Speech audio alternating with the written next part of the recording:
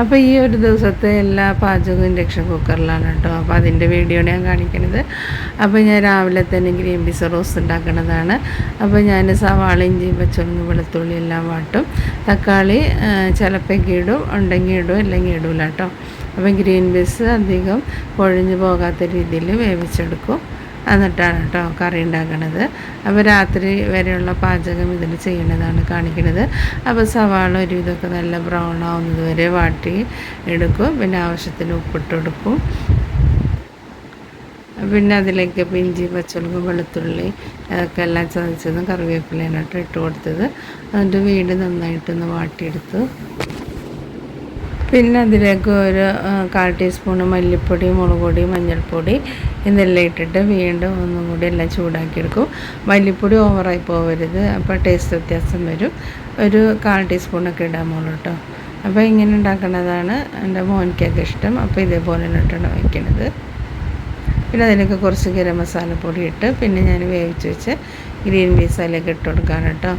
അപ്പോൾ മഞ്ഞൾപ്പൊടി, ഉപ്പൊക്കെ ഇട്ട് വേവിച്ചതാണ്. അധികം വെന്ത് കൊഴിഞ്ഞ് പോവാതെയാണ് ഞാൻ വേവിച്ചെടുത്തത്. അതിലേക്ക് പിന്നെ കുറച്ച് മല്ലിയില ഉണ്ടായി, അതിട്ട് കൊടുത്ത് അതെല്ലാം ഇട്ടിട്ട് ഞാൻ പിന്നെ വേറൊരു പാത്രത്തിലേക്ക് മാറ്റി വെച്ചത്. സ്റ്റീലിൻ്റെ ചെറിയ കുക്കറാണ് കേട്ടോ. അപ്പോൾ അതിലേക്ക് മാറ്റി വെച്ച്, അപ്പോൾ ഈ ചീനച്ചട്ടിയാണ് എല്ലാത്തിനും ഉപയോഗിക്കുന്നത്. ഇതിന് പാകത്തിന് പറ്റിയതാണ് കേട്ടോ. പിന്നെ ഞാൻ പുട്ടാണ് ഉണ്ടാക്കുന്നത്. അപ്പോൾ നമ്മൾ അരിപ്പൊടി കൊണ്ടല്ലേ, പത്തിരിപ്പൊടി കൊണ്ടൊക്കെ പുട്ട് ഉണ്ടാക്കുന്നത് തിളച്ച വെള്ളത്തിലാണ് കേട്ടോ. നല്ല തിളച്ച വെള്ളം തന്നെ ഒഴിച്ചു കൊടുക്കണം, എന്നാലാണ് നല്ല സോഫ്റ്റ് പുട്ടും കിട്ടുള്ളൂ, നല്ല ടേസ്റ്റ് ഉണ്ടാവുള്ളൂ. അപ്പോൾ ഞാൻ പത്തിരിപ്പൊടി കൊണ്ടൊക്കെ പുട്ടുണ്ടാക്കുമ്പോൾ ഇങ്ങനെയാണ് കേട്ടോ ചെയ്യുന്നത്. അതേപോലെ നല്ല തിളച്ച വെള്ളത്തിൽ ഇതേപോലെ കുറച്ച് വെള്ളം ഒഴിച്ചൊന്ന് വാട്ടിയെടുക്കും.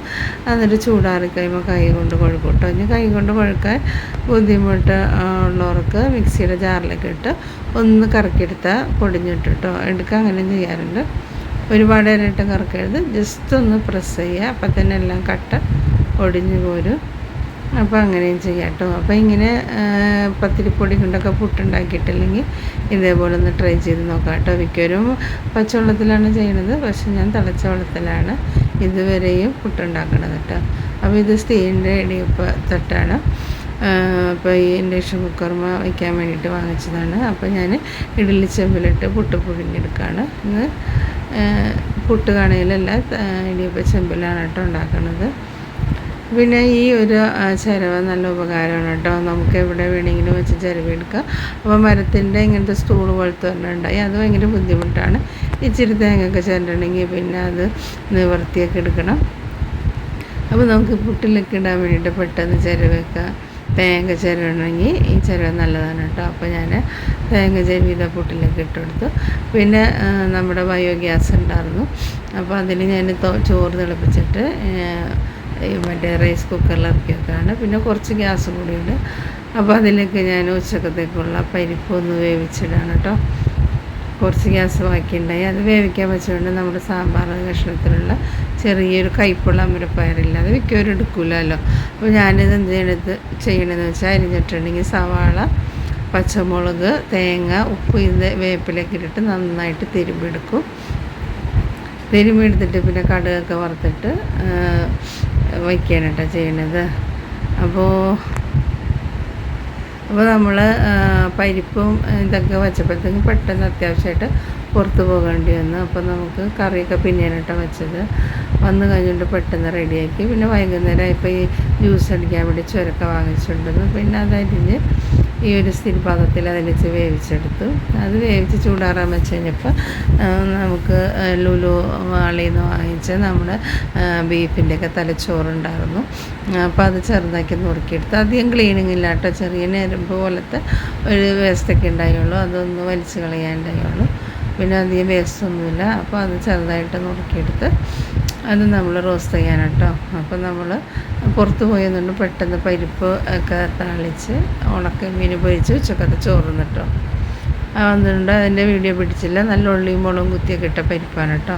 അപ്പോൾ ഈ ചീനച്ചട്ടിയാണ് ഞാൻ എപ്പോഴും ഇൻഡക്ഷൻ കുക്കർ ഉപയോഗിക്കുന്നത്. ഇതാണ് ഇതിൽ കറക്റ്റായിട്ട് ചൂടാവുന്നത്. അപ്പോൾ ഞാൻ തലച്ചോറ് റോസ്റ്റ് ചെയ്യാൻ വേണ്ടിയിട്ട് സവാള, ഇഞ്ചി, പച്ചമുളക്, വേപ്പില എല്ലാം ഇട്ട് നന്നായിട്ടൊന്ന് വാട്ടിയെടുക്കുകയാണ്. പിന്നെ അതിലേക്ക് ഇച്ചിരി ഉപ്പിട്ട് കൊടുക്കുകയാണ്.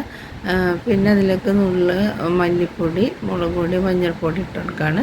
മല്ലിപ്പൊടിയൊക്കെ ഇതിലേക്ക് ഒരു നുള്ള് ഇട്ട് കൊടുത്താൽ മതി കേട്ടോ.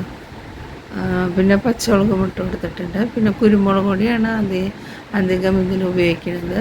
തലച്ചോറൊക്കെ വയ്ക്കുമ്പോൾ കുരുമുളക് പൊടിയായിരിക്കും അധികം നല്ലത്. അപ്പോൾ ഞാനത് നല്ലോണം ഒന്ന് വാട്ടിയെടുത്തേക്കാണ്.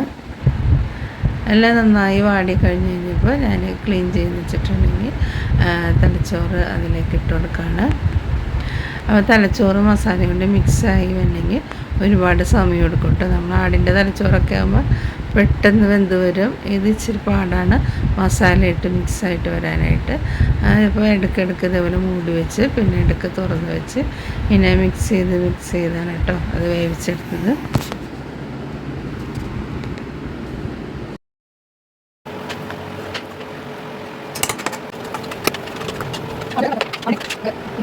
അങ്ങനെ കുറേ നേരം മൂടി വെച്ച് മിക്സ് ചെയ്തും പിന്നെ മല്ലിയിലൊക്കെ ഇട്ട് പിന്നെ പോരാത്തതിന് കുറച്ച് കുരുമുളക് പൊടിയൊക്കെ ഇട്ട് അങ്ങനെ നല്ല റോസ്റ്റ് ചെയ്തെടുത്തിട്ടോ. അപ്പോൾ കഴിച്ച് നോക്കിയപ്പോൾ നല്ല അടിപൊളി ടേസ്റ്റായിരുന്നു. പിന്നെ ഉച്ചക്ക് അരിഞ്ഞ് വെച്ചാൽ കയ്പ്പുള്ള അമരപ്പയർ തോരൻ വയ്ക്കണം കേട്ടോ. അപ്പോൾ അതിനായിട്ട് വെളിച്ചെണ്ണ ഒഴിച്ച് കടുക് പൊട്ടിച്ച് ഇട്ട് കൊടുത്ത് മൂടി വെച്ചിട്ട് ചെറിയ തീയിലിട്ട് ഇടയ്ക്കിടയ്ക്ക് ഇളക്കി കൊടുത്ത് കഴിച്ചാൽ മതി കേട്ടോ. നമുക്ക് വേറെ ഒന്നും ചെയ്യാനില്ല. സവാളയും പച്ചമുളകും തേങ്ങ എല്ലാം ഇട്ട് എല്ലാം മിക്സ് ചെയ്താണ്. നല്ല അടിപൊളി ടേസ്റ്റാണ് കേട്ടോ. യാതൊരു കയ്പില്ല. പിള്ളേർക്കൊക്കെ ഇഷ്ടമാകും. അപ്പോൾ ഇതേപോലെ ഒന്ന് ട്രൈ ചെയ്ത് നോക്കാം കേട്ടോ. പിന്നെ നമ്മുടെ കയ്യിൽ ഇരുമ്പിൻ്റെ ഒരു ചട്ടി ഉണ്ടായി. ഇതുമ്മ ഇൻഡക്ഷൻ കുക്കറിൽ വയ്ക്കാൻ പറ്റിയതാണ്. പിന്നെ രാത്രി ഹസ്ബൻഡ് ഗോതമ്പിൻ്റെ അപ്പമാണ് കഴിക്കണം. അപ്പോൾ അത് അങ്ങനെ ഉണ്ടാക്കി അതിന് നമ്മുടെ ചുരക്ക കുറച്ചെടുത്ത് ചൂടാറാൻ വെച്ചിട്ടുണ്ടായിരുന്നു. അപ്പോൾ അത് ജ്യൂസ് അടിക്കാൻ പോവാണ്. കുറച്ച് ചൂടാറാൻ വെച്ചേക്കണം. അതിൽ നിന്ന് നമുക്ക് അത്യാവശ്യത്തിന് അടിക്കാനുള്ള ചുരക്കൊക്കെ ചൂടാറാൻ വെച്ചു. അപ്പോൾ ഞാനതിലേക്ക് ഏലക്ക ഇട്ട് കൊടുക്കുകയാണ്. പിന്നെ പഞ്ചസാര, പാൽ ഇത്ര ഒഴിച്ചിട്ടാണ് ഉണ്ടാക്കുന്നത്. പിന്നെ നല്ല ഐസും വേണം. നല്ല തണുപ്പോട് കുടിക്കാനാണ് കേട്ടോ ടേസ്റ്റ്. ഇനി ഈ ചുരക്കൊക്കെ തന്നെ പ്രത്യേകിച്ച് ഫ്ലേവർ ഇല്ലാത്തതുകൊണ്ട് നമുക്ക് വാനില എസൻസ്, പിസ്ത എസൻസ്, സ്ട്രോബെറി എസൻസ് ഒക്കെ ഒഴിച്ചിട്ട് അടിച്ചെടുക്കാം കേട്ടോ. അപ്പോൾ വാനില എസൻസും പിസ്ത എസൻസൊക്കെ ഒഴിച്ച് ഞാൻ ഉണ്ടാക്കിയിട്ടുണ്ട്. അപ്പം നല്ല അടിപൊളിയായിട്ടുള്ള ചുരക്ക ജ്യൂസ് റെഡി ആയിട്ടുണ്ട് കേട്ടോ.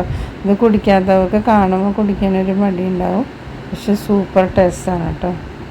അപ്പോൾ ഇത്രേ ഉള്ളൂ ഇന്നത്തെ വീഡിയോ. അപ്പോൾ ഇഷ്ടമായെങ്കിൽ ലൈക്ക് ചെയ്യുക, ഷെയർ ചെയ്യുക കേട്ടോ.